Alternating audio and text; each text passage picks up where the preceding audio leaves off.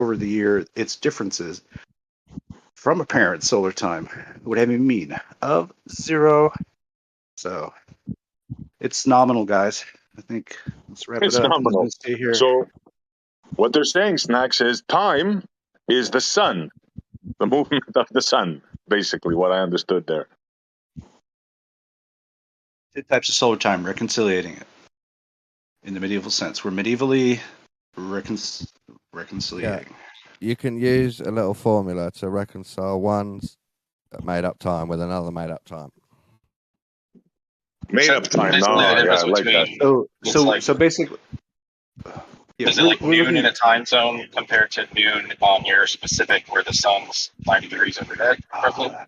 Well, no, it's as if there's a clock cycle to each of these solar times, and I would say that the periodicity of these is like a difference that would equate to the difference between a ballad and disco. In it's 6.2 as D. I mean, I can't read this equation, bro. I'm sorry. It's two different sine waves, basically, like comparing them. Let's say, because they each have a period and a curve, right?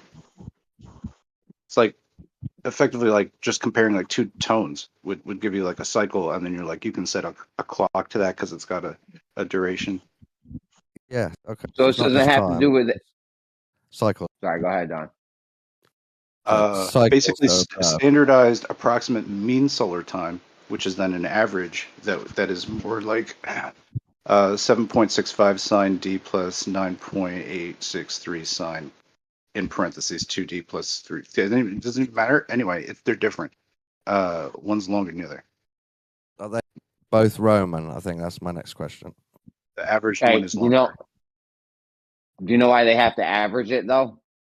I don't know. Maybe like somebody like Stone could probably elucidate something on that. Here's why they have to average it. I'll elucidate. Because it's not constant. Like the sun doesn't. Because the sun. Oh shit.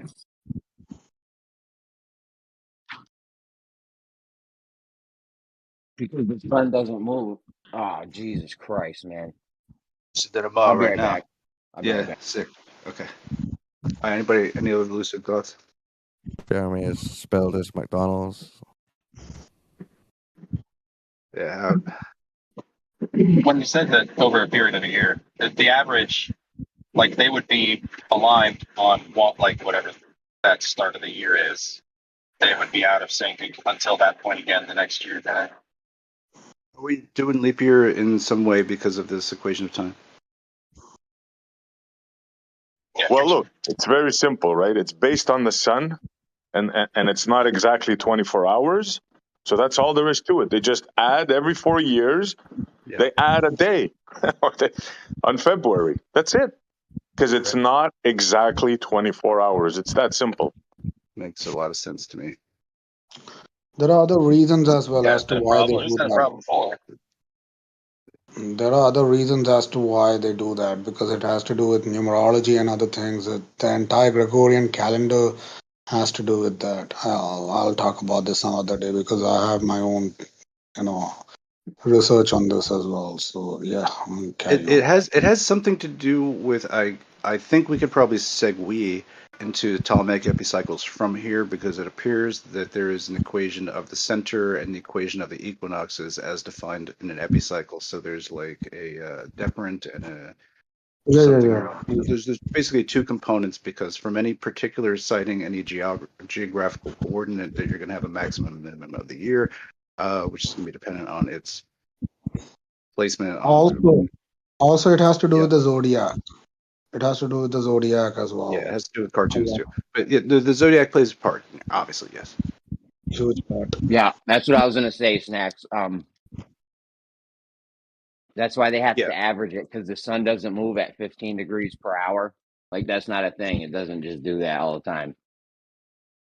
Sun moves, okay. According to them, it doesn't. We are the ones who are moving. That's nonsense. So because of that premise, their entire calculation is nonsensical to begin with. So it's an illusionary thing. It's not like this is like a 2.0 version of what you're.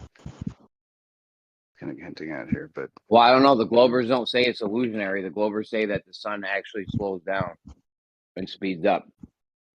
I would say like during the period of like summer months that seems to hang in the noontime at different rates, like during the course of the warmer months.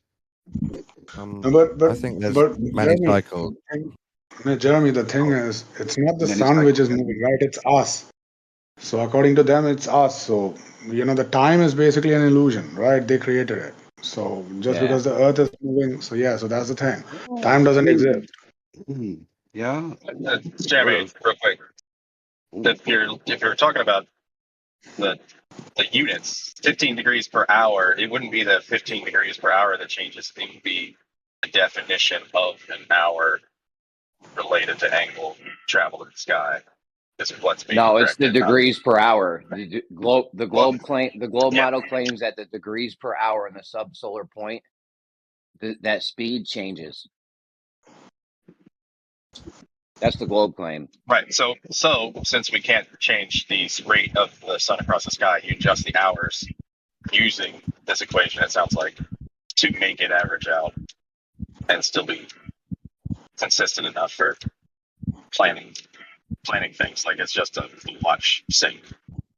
But that's kind of a global watch sync, I suppose. Well, Earth-wide watch sync.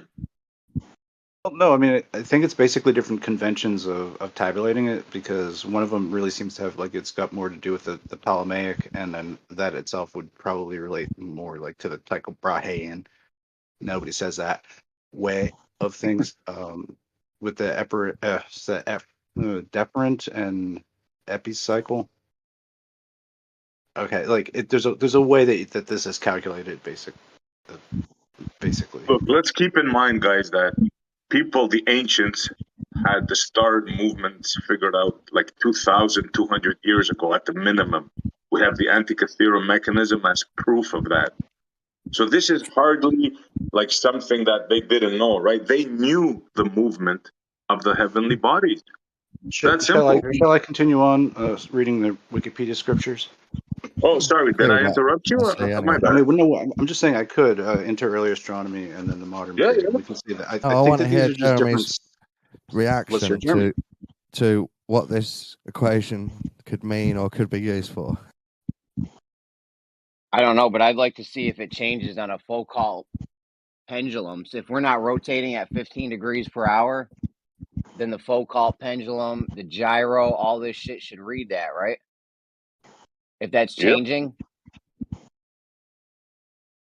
we need to. It would have to, right? So we're gonna have to get some Foucault pendulum and gyro, measurements when it's at its when we're rotating the fastest, and then when we're rotating the slowest, and then we can see if it matches. Yeah, I'll bet money that it doesn't. As far as what Don said, I have no idea what you would even use this equation for. Yeah, someone said planting crops, but I don't think it's that really necessary. I think it's useful if you're really obsessed with astronomy and you like to compare models and cycles, then it's useful for that. Or if you just want to figure out what's going on in reality.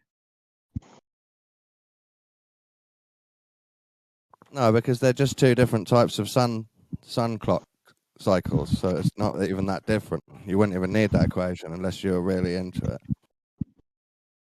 Well, the thing I'm talking about where it changes throughout the course of the year.